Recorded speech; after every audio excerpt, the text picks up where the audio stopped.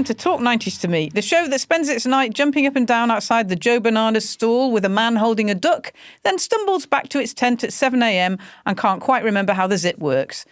I'm Miranda Sawyer, and today I am really excited to talk to a man whose work ended up genuinely defining the 1990s, whose brilliant writing became both a mantra sampled on house tracks and the basis of one of the most successful British films ever made, with, of course, one of the best soundtracks. Yes, he's here to choose life always. It's Irvine Welsh. Hello, Definitely. Irvin. Hi, Miranda.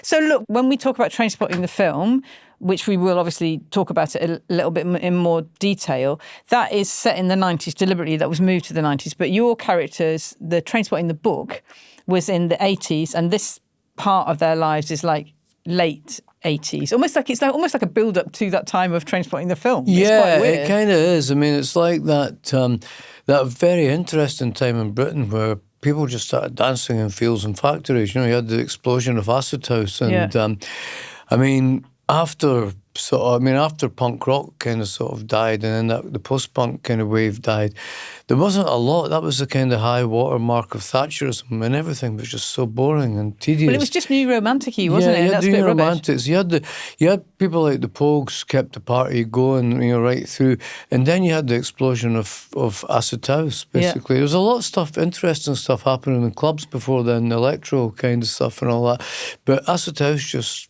kind of took everybody by storm. Everybody started going out and having fun and sort of taking ecstasy and sort of, you know, and these were kind of really sort of cataclysmic times in a way, because people just went out en masse and they basically defied the state. The state was saying, stay in, don't rave and all that. It was saying no, you know. Yeah, it's interesting because I think of that. So when I think about the 90s, has got a lot, you know, it's a long time, it's a decade. But if you think the beginning of the 90s, like there's an optimism throughout the 90s, I think, that is started by rave. And it started by that idea that basically you couldn't go out after 2 o'clock in the morning. There wasn't anywhere to go. So people started going somewhere else. Yeah. It was definitely obviously drug fueled and music fueled, but you got that kind of mix of characters that wouldn't have met. You literally got kind of, you know, spotty students, football hooligans and everybody else in between. And that didn't happen. And that led to a certain optimism that I think kind of kick-started that decade. That's what they say. I mean, in the 90s is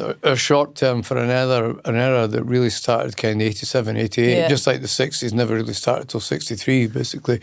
But I mean, I always felt about the 90s was that we could almost, you know, it's like in the tsunami, the animals know that you know they know that something's coming, so they kind of avoid it and all that kind of stuff. I think there was an intuitive sense that with the internet coming and with the enclosure of the internet by big money and big capital, that the kind of game was over. That we were moving towards a post-cultural society. That everything was going to be sold off to the online marketplace, to the algorithms, and now to AI and everything. You know, so. But do you think people knew that? I think people intuitively know things. I think people intuitively, you know, people you say you don't know what you don't know. I don't think we had no way of articulating this and knowing this, but I think there's a vibe in the air that people can feel this.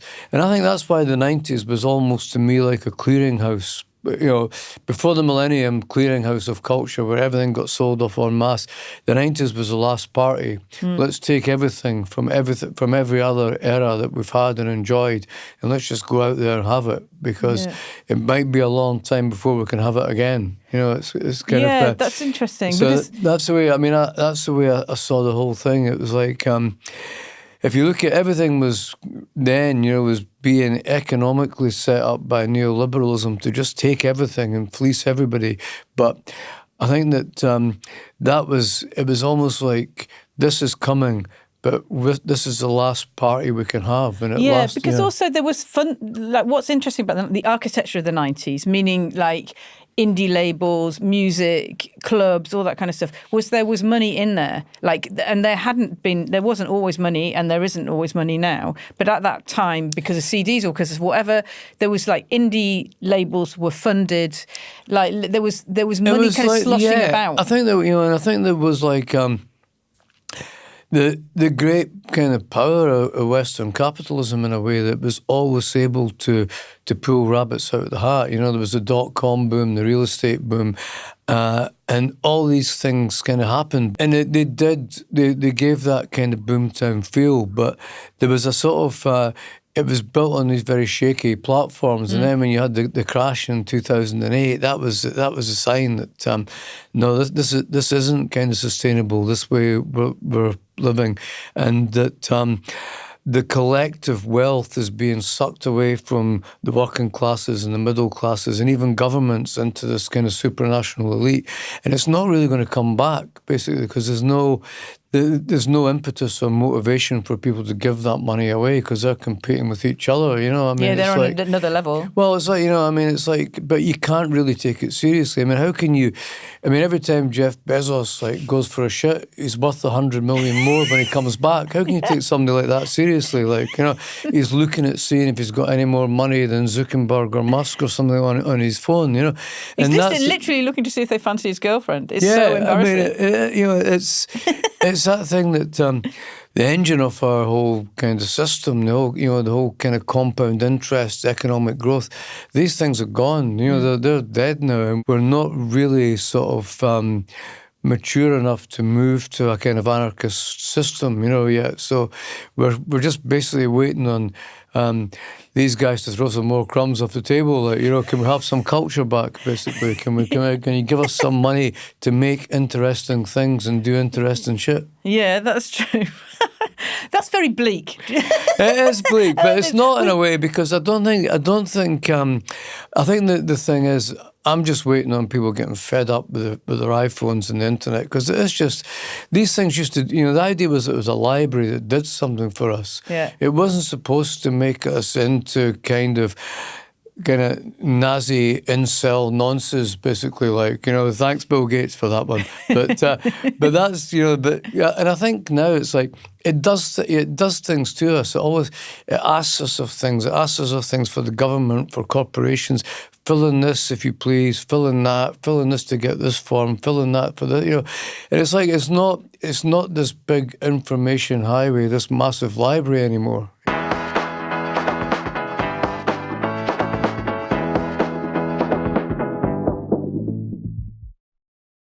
Thank you so much for listening to Talk 90s to me.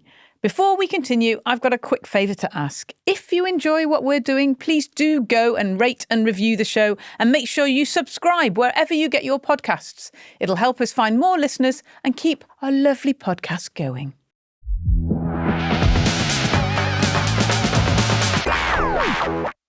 Well, look, we're going back to the 90s when it was the last party. Yeah. I wish we could. Build me a time machine. You get back.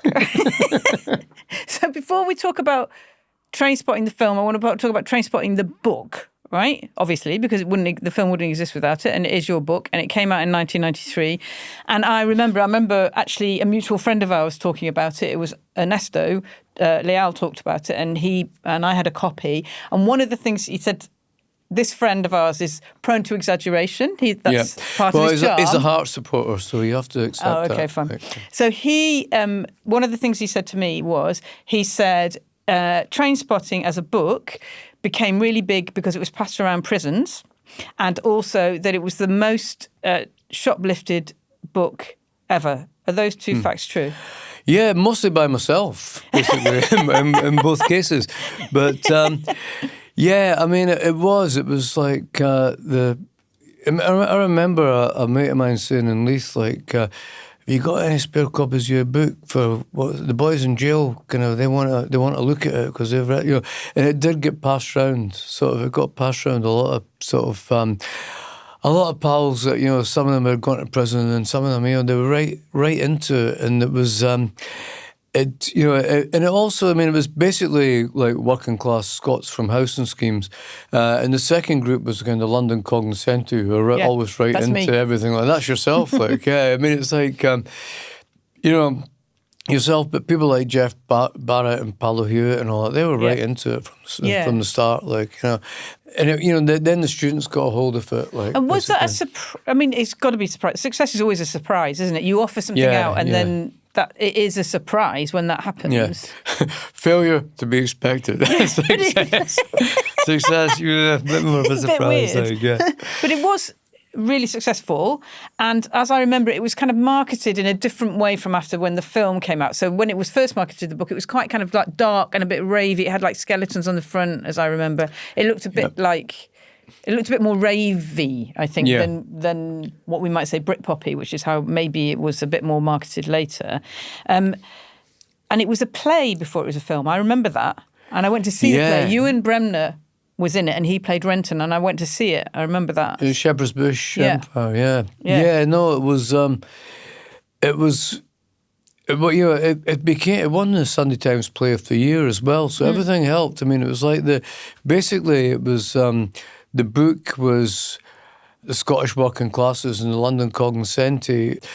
The play made it national, and the film made it international, roughly speaking, like, because it was, I mean, I sold most of the book rights internationally, but they really, all these different sales territories abroad really gave it a load of push on the back of the film as well, you know, so it was very meteoric, that kind of thing, you know, because I think I turned it in 1990, and they messed around, but they took their time with the publication because, you know, and I'd given up. I thought they were just bullshit, mate. It's never going to be published and all that. So I moved on to the next book, and then, you know, and it came out, and it was instantly sort of well received, basically, and then everything just sort of kept happening after that.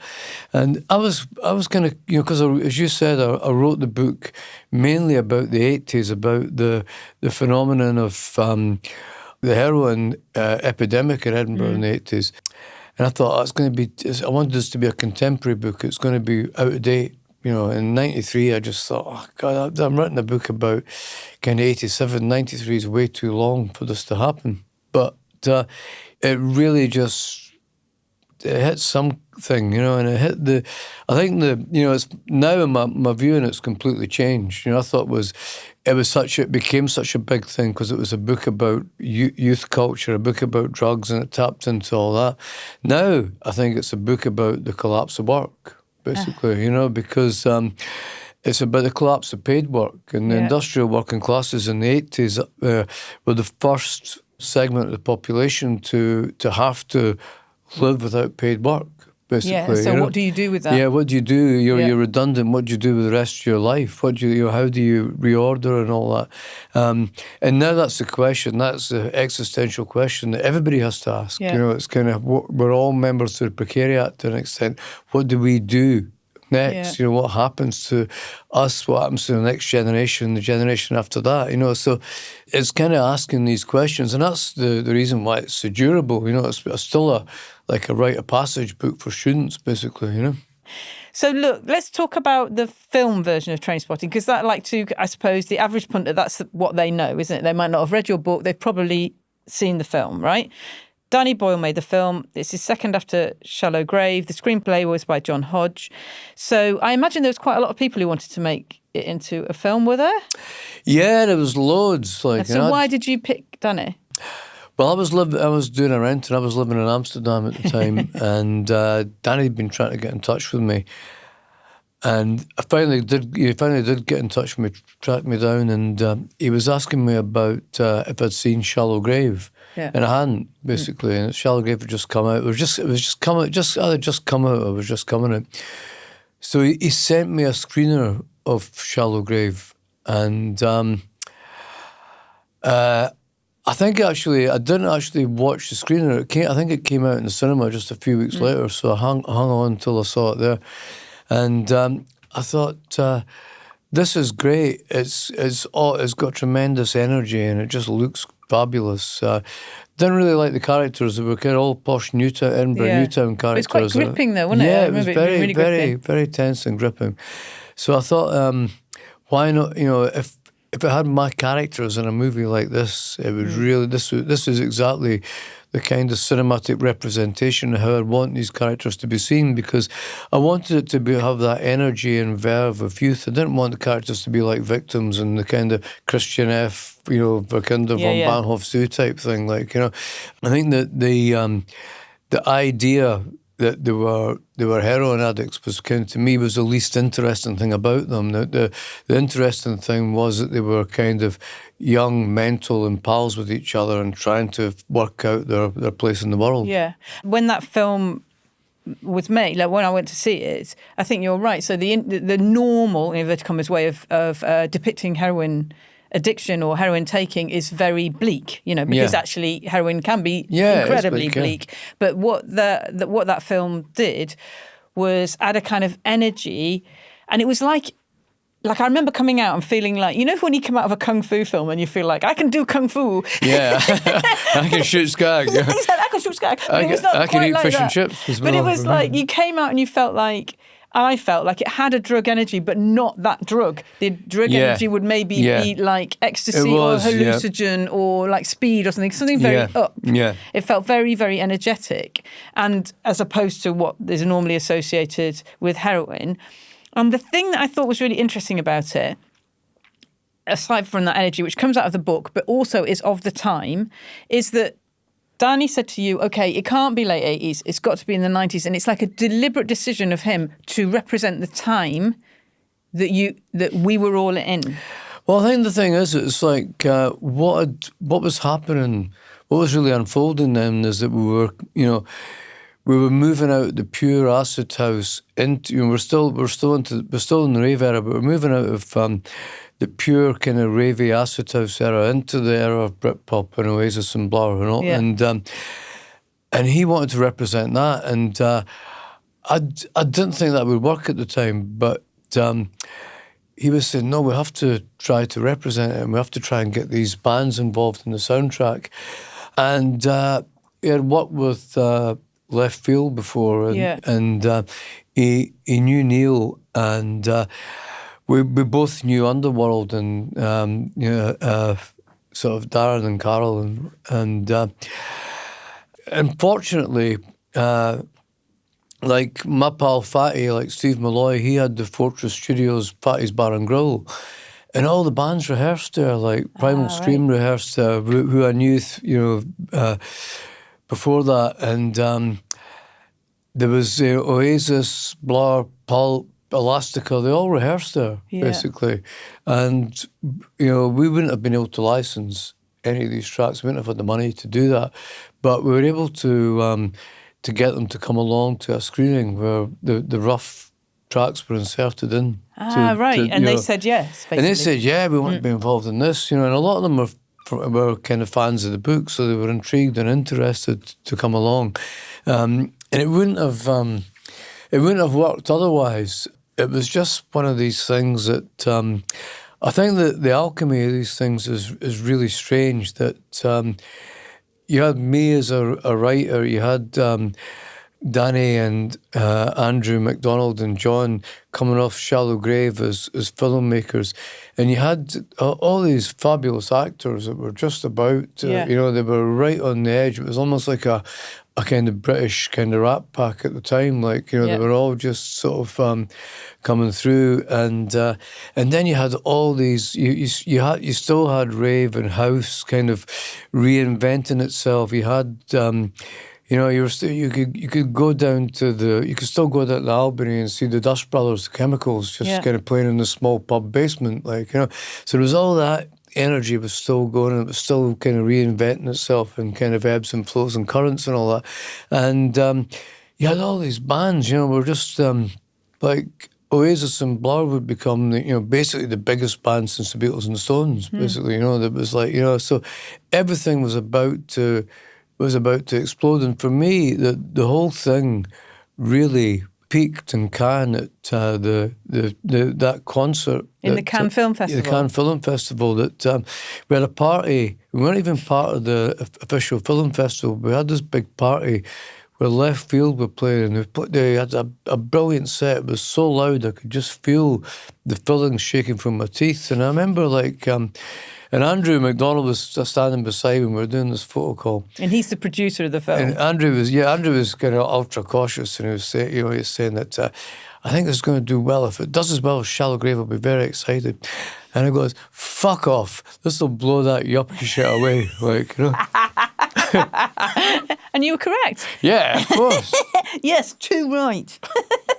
It's funny that the sound. I mean, obviously the soundtrack is amazing, but the actually weirdly the 3 tracks that people remember are not Britpop tracks at all. They're not. So like you have obviously Iggy Pop Lust for Life when they're running. You have Perfect Day and Underworld. Perfect Day when he's Born kind Slippy, of when he's going down and overdosing, and then Born Slippy. And Born Slippy I think is really interesting because that's used at the end. So it's used at the point essentially where Renton robs everybody, but it's like an encapsulation of the film because it starts just at the point where there's going to be violence.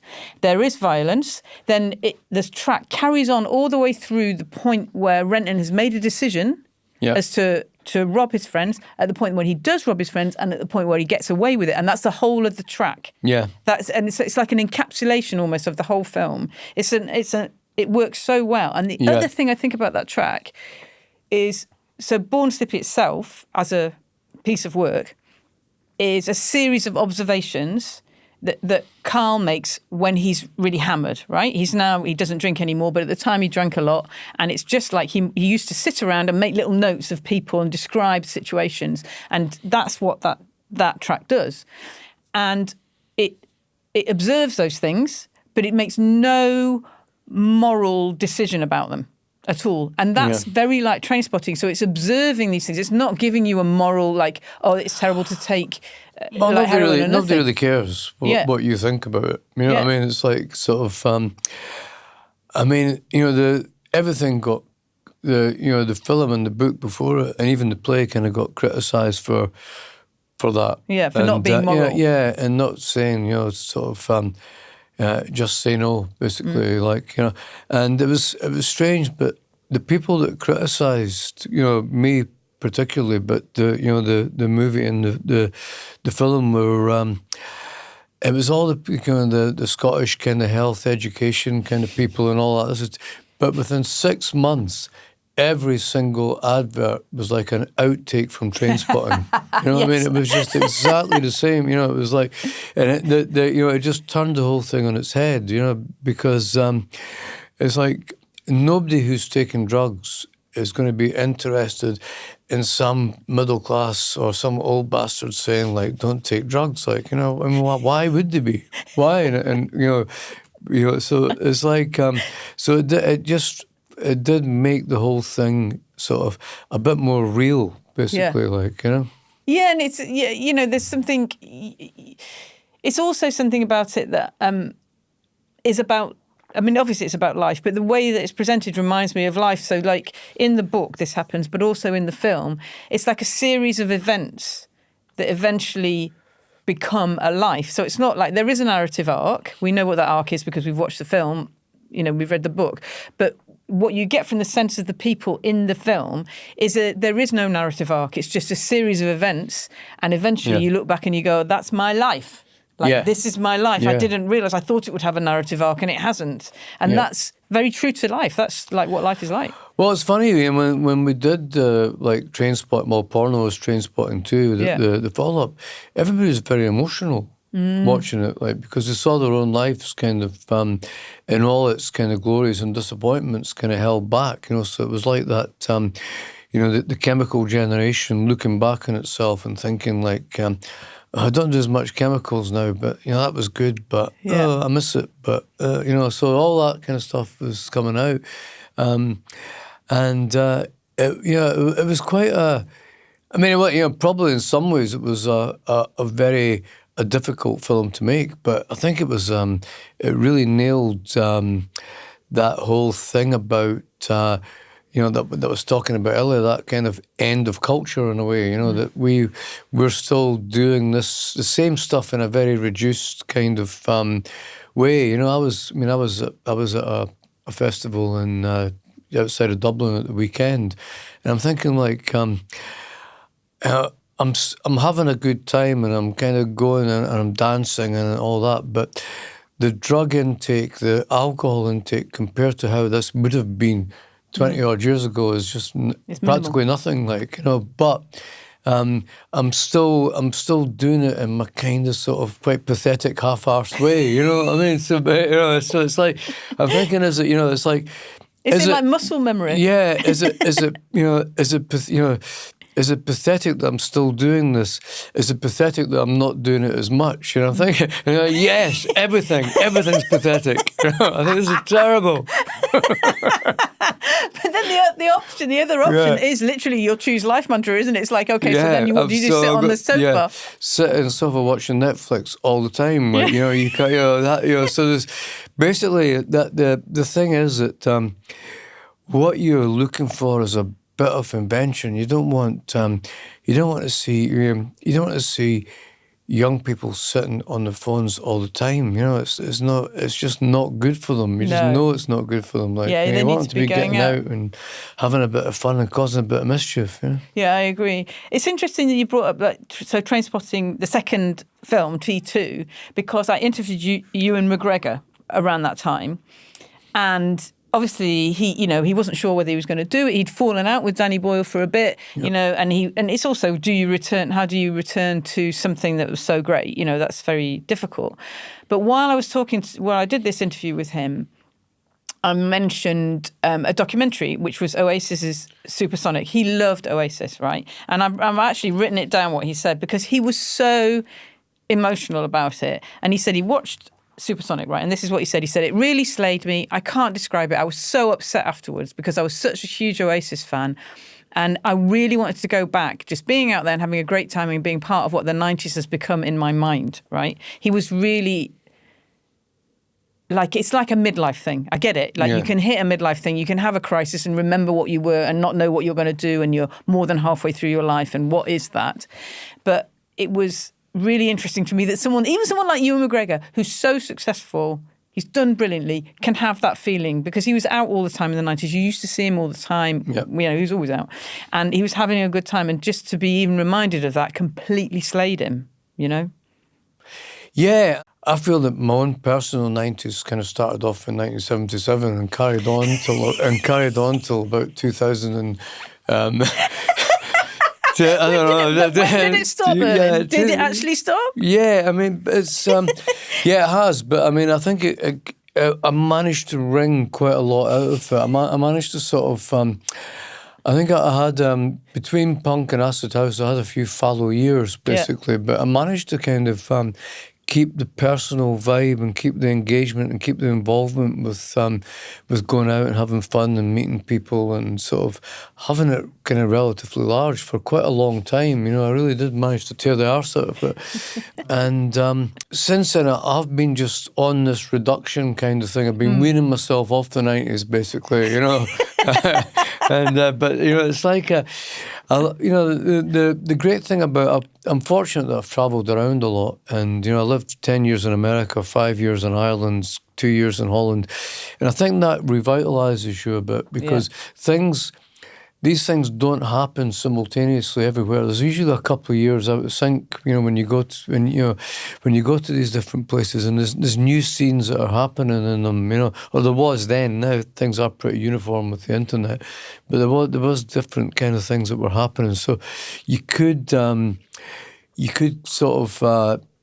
You could get out and you could look at different things, explore different things, not necessarily in a massively hedonistic way. Sometimes, yes, in a hedonistic way, but not invariably. You could just get out, and you didn't need to dive in as a fully fledged participant. You could hang back a little bit and observe what was going on. Yeah, that's such a writer's thing as well. Isn't it? Yeah, it is. It's kind of chin-stroking pensmith. How can this be used? How can I steal this from one of my books?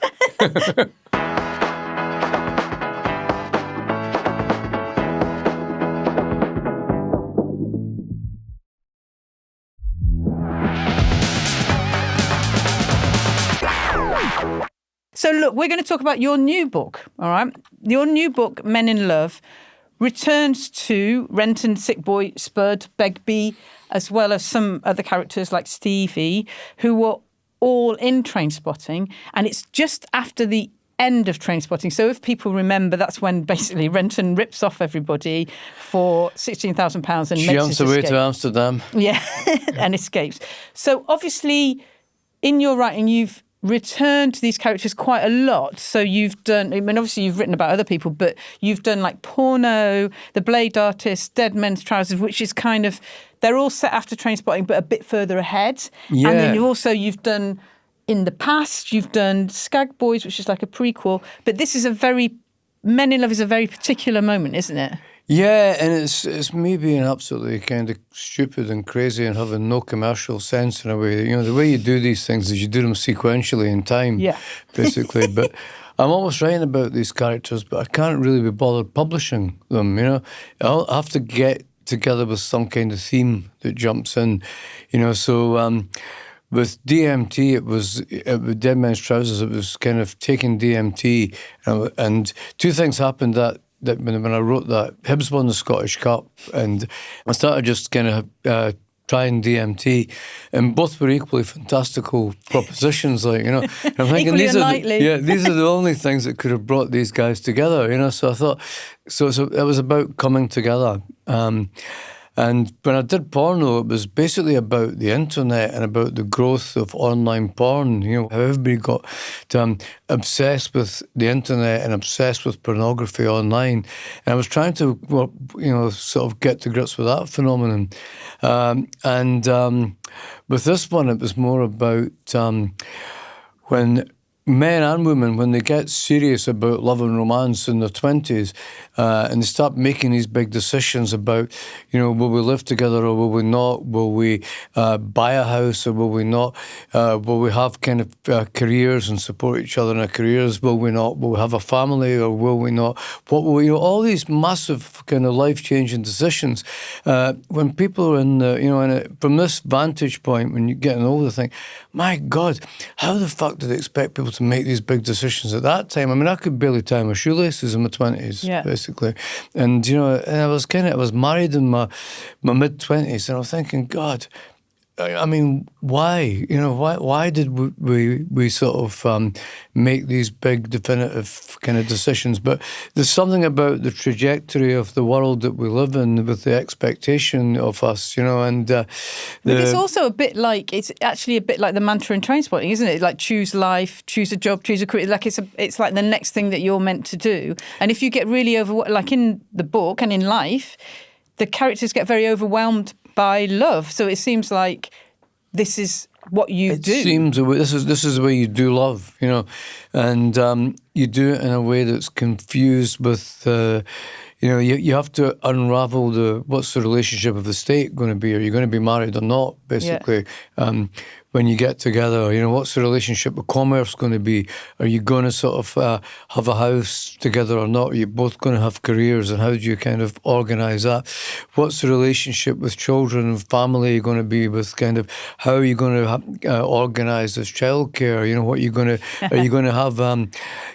Who else in the family is going to be involved in all this? So there's kind of huge decisions about your life to be made, and you think about it, it's not really the optimum time to make these decisions at all. No.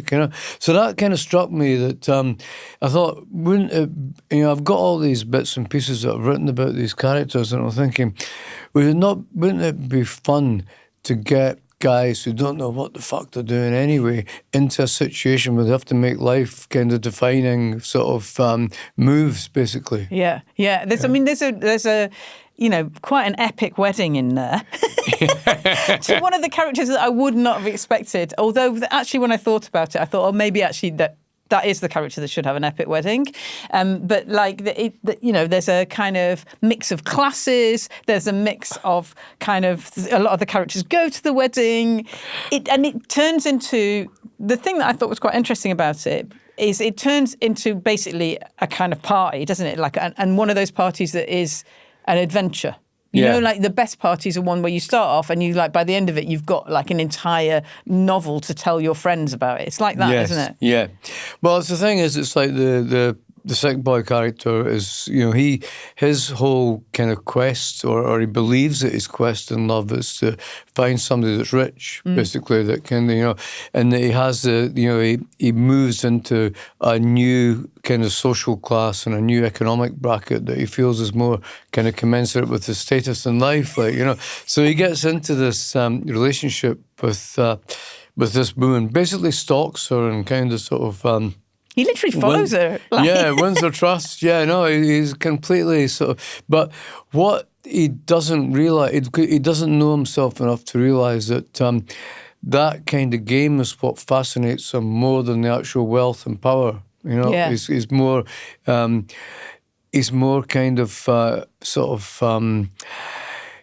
He's more invested in the game than he is. When he gets that sort of that status, that kind of influence, he gets a bit bored with it. Yeah, quickly. he doesn't really like it. Yeah, he doesn't. He gets a bit. He loves scamming and hustling and all that, and it's just in his blood, and he can't stop doing that for a second. Like, you know, so he's kind of, even though he doesn't need to, you know, he just needs to shut up and be quiet and try and be nice to his in-laws a little bit. Like he can't do it. He definitely can't do it. So you just said that basically you're always returning to these characters. They are really memorable characters, and you're constantly returning to them. Why do you think that is? I'm always writing them because I think these characters and the characters in Glue, and to some extent the Filth characters, I think because they've got networks and because they come from the same place as me, and they're all kind of different versions of myself trying to understand the world in different ways, basically. Like, you're not too Begbie though, luckily. No, not at all. Like, it's, but you know, they give me they're basically projections of myself and people that I know and people that I've grown up with, and they help me understand the world through these lenses, basically. So look, you're also bringing out an album, aren't you? Do you want to tell us about this? The album is, I don't know if you've been able to hear it yet, but the album is actually, it's a disco kind of soul type album done with a bit of a kind of house music sort of production on it. Okay. And it's like, it kind of blows me away how good it is. You know, it shouldn't be as good as it is because, you know, Steve, who's my music partner, he's a kind of, you know, Steve Mack, he's a big kind of techno producer. And I'm a sort of dark kind of, you know, Scottish writer, basically. And the two of us, we should do something that's really bleak and horrible. But when we were doing the Trainspotting musical, everything was very upbeat. You know, we did all these different songs in different genres. And do you want to explain quickly about the Trainspotting musical? Yeah, the Trainspotting musical is going to be out next year, hopefully. And you've written songs for it? We've written songs for it. We've written a clutch of new songs, as well as the old favourites, particularly the three that you mentioned, like, you know, they'll be in there. Like, you know. So we've been we've been working on that for a while and trying to get that really flowing. It's fabulous now. It's really come together. But we did all these different tracks and different genres, and the one that we really liked was the disco one. We did a kind of chic type kind of song. And we thought, this is so good, it's such fun to do. So we just carried on. We did a disco album, and and I realised that, you know, the disco songs that I was writing were kind of inspired by the book I was writing at the same time about people falling in love for the first time. So we just thought, well, let's do something that nobody's ever done before. Let's bring out a disco album with a book at the same time. You know, they're not, you know, they're independent entities, but they're complementary to each other. But you don't need to read or listen to one. Yeah. And you can do them both, or you can do them individually. And we just had such a great time. Yeah, that's great. Yeah. Also, should we quickly talk about the fact that there are now documentaries about you, Irvin, coming out? There's two. Yes, there is. And have you seen? You've seen them both? I've seen them both, yeah, and obviously I would say they're both very good. But Ray Burgess kind of did one, and Ray was great, and then he kind of he had another project he was running at the same time, though. He was doing a feature movie, so he passed the reins on to Ian, and Ian kind of took the reins up for this one. So it's coming out. It's coming out on video, I think, very shortly. Video? Are you sure it's video? Is it video? Is it streaming or whatever? I don't think it can be video. Stuff that's on telly, like, you know, stuff that ends up on the telly. But the other one is more cinematic. It's a bigger kind of thing. It's my friend Paul Sung, who did, he's done the polystyrene documentary, the Trish Murta documentary. He's a really fabulous documentary filmmaker, and he basically followed me around for a year to all the things, like from me taking DMT in this clinic in Toronto and taking the 5-EMO DMT, which is the one that you have before you're born, rather than one after can dying. we unpick this? So this, I'm just going to quickly explain for those who haven't taken it, and I've never taken it. Yet. So you're going to sell it to me. So like DMT is a drug that you take, and pretty much everybody who's ever taken it says they can't really remember anything about it when it happens, and then 3 or 4 days later they remember going through a matrix and some kind of alien coming down and telling them the meaning of life. Yeah, well, the little gnomes come down. They don't. I mean, I've cross-examined them a few times, but they don't. They're quite cagey. They show rather than tell, you know. Okay. And it's like, you know, you step into the burning bush. Kind of, there's a lot of biblical imagery in it, because it's like, you know, it's the pre-Christian tribes who took them. It's tree bark basically, and you know, some people have a Last Supper imagery. I've never had any of that. I've kind of flown above the earth and all that. I've kind of gone down the side of a mountain like a snowplow. But this DMT in this clinic in Toronto was different. It's the 5-EMO DMT, which kind of, rather than a post-death experience, it approximates the pre-birth experience. So you kind of go back to this womb-like kind of existence. And it was fabulous. You know, I just felt my body kind of pixelated and dissolved, and my spirit hovered above this mattress that I was on. And, I mean, it was just a really... interesting experience. And why did you want to do it like there rather than like recreationally? Well, yeah, these aren't recreational drugs. I mean, DMT is not a recreational drug, and it's like I did an ayahuasca ceremony in Brazil, on the beach and all that, and it was a bit, you know, it was like, I'm not really interested in, you know, this, when you have the shaman, and, you know, I'm a bit of, I'm probably a bit of an old Scottish kind of Calvinist in a way, you know, kind of no Pope, priest or holy water type of guy. Like, you know, I don't really want a medium between me and the big force. Like, I don't want somebody. You don't want somebody rubbing your back and saying, you can be cute over here. This is what you've got to hear now. This is what you've got to do. Like, give us your money on this, you know. And then I don't want a church in there. I just want me and the energy of the force, you know, the godlike force. No kind of medium trying to explain it to me. So.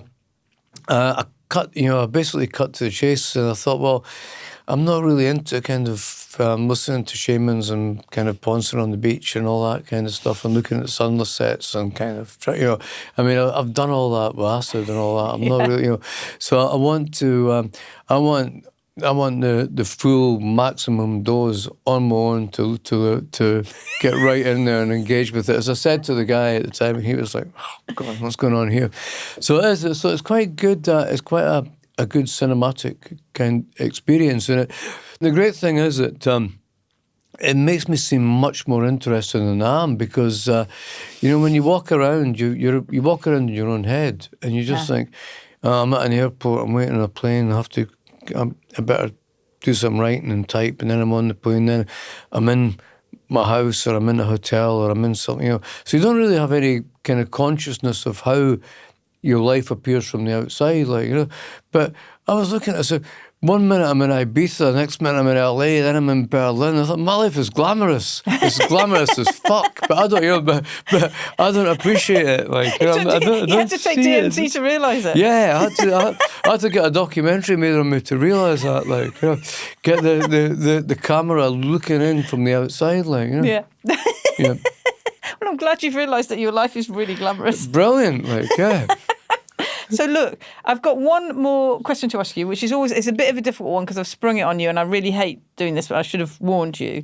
But basically, at Talk 90s to me, we like music, so we've made a kind of rolling 90s type playlist, and we ask everybody to just recommend a track, and then we add it to the playlist, and then it's on Spotify, and everyone can listen to it. So is there a 90s banger that you'd like to add? There's just so many tracks that I could think of. There's some fabulous tracks in the 90s. I mean, I think, you know, the obvious ones that jump into mind are kind of the Primal Scream sort of rave crossovers, kind of Higher Than the Sun, and you know, obviously the big Oasis tracks. You know. Which would you pick of Oasis, though? Because I think Oasis is quite interesting what people pick. Which should you pick? I think maybe Champagne Supernova, because that was the track that was about sort of kind of post-rave burnout, you know, that was kind of everybody was hit by that at the time. But it was looking back with fondness on this kind of mad thing that happened to us all, but there was also that sort of kind of, you know, fuck, I've gone into... I always think that the best thing is, you know, if you can push a celebration and a lament at the same time into a song, it's a very powerful experience. And Champagne Supernova always has that kind of effect with me. Yeah, it's like the beginning of the end, isn't it? Yeah. Yeah. That was Talk 90s to me, featuring the amazing Irvine Welsh, whose new book, Men in Love, is out now and is, as all his books are, both riveting and rollicking. If you want more 90s nonsense, I've written a book called Uncommon People, Britpop and Beyond in 20 Songs, which is like a mixtape of massive mid-90s British bangers. Don't forget to follow us on Instagram and Blue Sky, and keep your eyes open for some 90s highlights that you can contribute to. Also, Irvin, do you want to drop the name of your album as well? It's also called Men in Love, originally enough, See you next time.